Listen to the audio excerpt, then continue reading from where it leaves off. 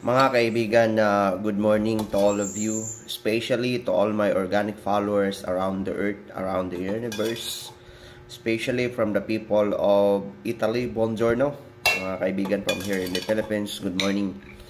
And to all the people around the Middle East countries, to all the OFW over there, mga kaibigan, thank you so much for watching us. You are the hero of our country, that you are contributing billions of money in our economy here in the country, in the Philippines. To all the people in the United States of America, Russia, China, and many others. Thank you so much for watching us, mga kaibigan. Please share, engage in our video, mga kaibigan.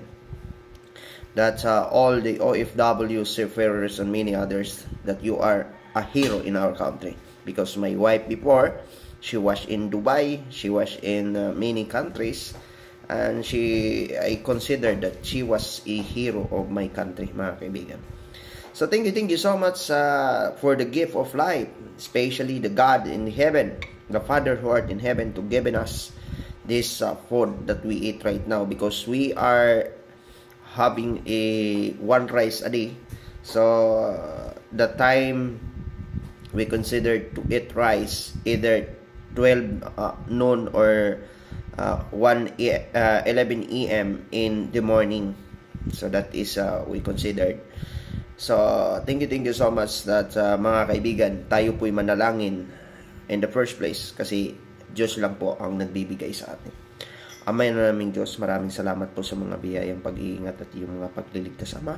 Ang pagkain ito, Ama, ito hinahain po namin, Ama, na galing po sa aming pagbabanat ng buto po sa ibabaw ng lupa, Ama, na iyong ipa'y nagkaloob sa amin. Ako po yung tinalaga dito, Ama, upang ako po'y mananahan at magninegosyo po at maninirahan po sa ibabaw ng lupa na iyong itinatag. Ama, ako po yung tinatalaga bilang isang alagad ng batas ng iyong bayang itinatag na Pilipinas, Ama. Alam po namin, Ama, na kami po'y maraming pagkakasala at pagkukulang sa iyo. Patatawarin niyo po kami, Ama, kung darating man ang mga paglilipol po sa iba't ibang bahagi ng mundo, especially dito sa Pilipinas, Ama. Sana po, Ama, makikita niyo po ang iyong anak na gumagawa po ng kabutihan, Ama.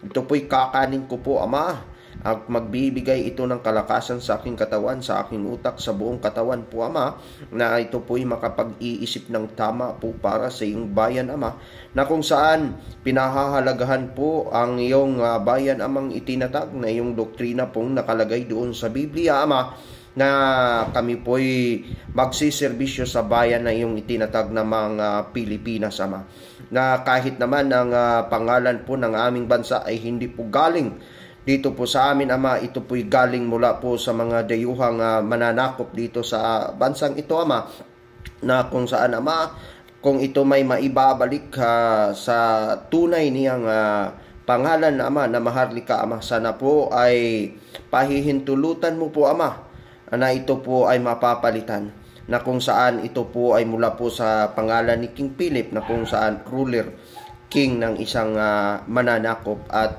banyagang bansa, Ama, na kung saan sinasakop po ang iyong bayan na itinatag, Ama, sa loob ng maraming taon. Ama po naming Diyos, lahat po ng kukurap sa bansang ito, Ama, na naninilbihan na nasa publiko po, nasa gobyerno po, Ama, na sana po, Ama, maiisip nila ang preservations of the younger generation, Ama, na sana po, Ama, ay maiisip nila na nagsisilbi sila sa bayang ito, hindi po kukurap at kukulimbat po at magnanakaw po ng pira ng taong bayan. Na kasi, Ama, alam niyo po na hindi po natutulog ang hustisya ng mga ordinaryong Pilipinong nagbabayad ng taxes sa iyong gobyernong itinatag, Ama. Ama po naming Diyos, hihilingin ko po ang iyong kalooban. Kung ako may magpapatupad ng batas, Ama, ako po'y hindi tuta ng mga iilang politiko sa aking paligid, Ama.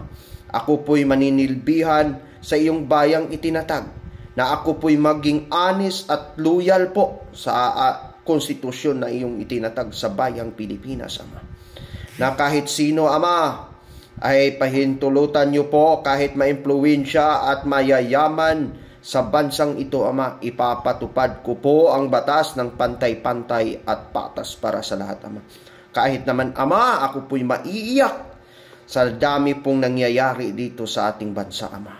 Sa bansang iyong itinatag, Ama.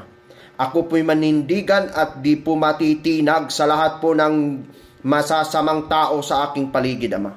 Ama po naming Diyos, maraming salamat po sa biyayang iyong pinagkaloob. Ako po'y manindigan sa buhay na ito.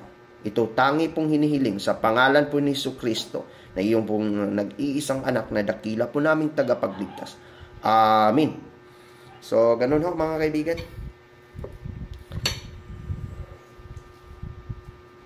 Sa dami pong mga nangyayari, marami pong nagmi-message sa atin. No? Titles, rank out there. Kung magiging tuta malang ho tayo. That we are to promise the law of the state and the Filipino people that we vowed to be protected. Na magiging tuta lang ho tayo ng mga politikong kukurap sa ating bansa. Hindi na po yun tama. Ganun ho ang aking panindigan.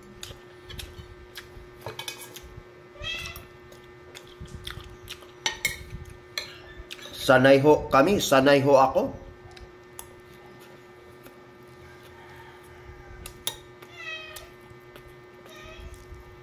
Na kumakain lamang ng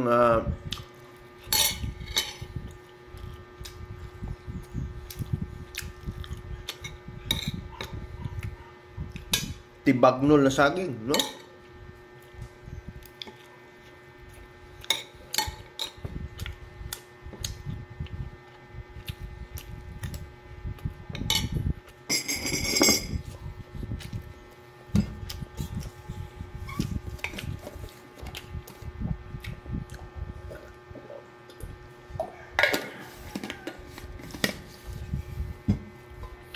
Ginagawa yan ng mga politiko ho natin sapagkat po nanggagaling po yan sa atin. Kasi ho, ang Pilipino, hindi ho buboto kung walang pera. Gagastos yung mga politikong yan, billions, millions of money in order to win the elections. Saan sila babawi?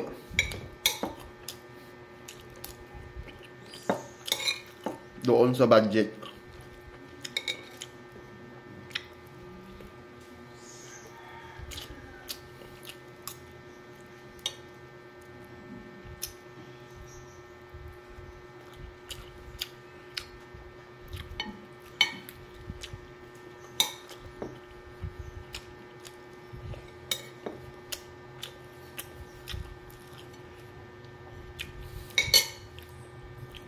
Hindi po magiging gawing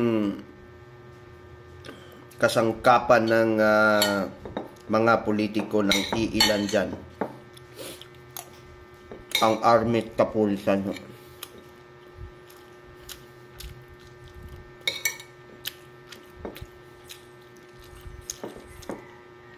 Lahat po tayo may pananagutan sa batas at sa utos ng Diyos.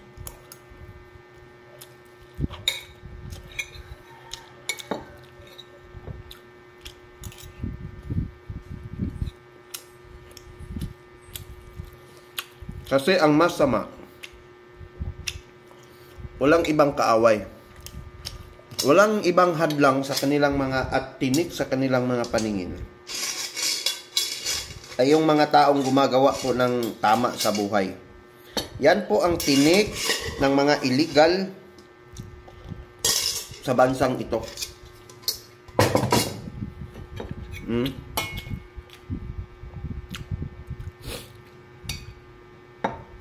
Kawawa ho yung nasa ibaba.